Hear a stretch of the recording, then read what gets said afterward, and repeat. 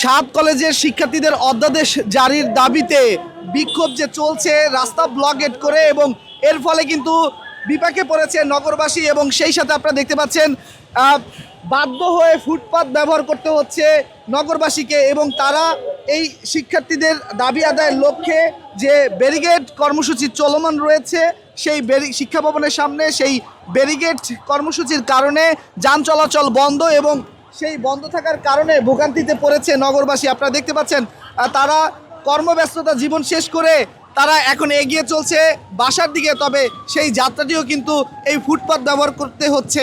কোনো ভোগান্তি, এটা হচ্ছে আমাদের প্রাপ্য, এটা আমাদের অধিকার, আমরা পাওয়ার যোগ্যতা ছিল, সেজন্য আমরা এটা পাইছি। কারণ আমরা একটা কাজে যাব, আমরা একটা যে কোনো একটা কাজে যাবো, যাইতে পারি না, রাস্তা বন্ধ সব দিক দিয়ে, কিছুতে কিছু হলে পুরো রাস্তা ব্যারিকেড হয়ে যায়। কেন এগুলো আমাদের জন্য? কি জন্য? আমাদের কি অন্যায় ছিল? আমাদের দেশে স্বাধীনতা হওয়ার পরে আমাদের কোনো অন্যায় ছিল?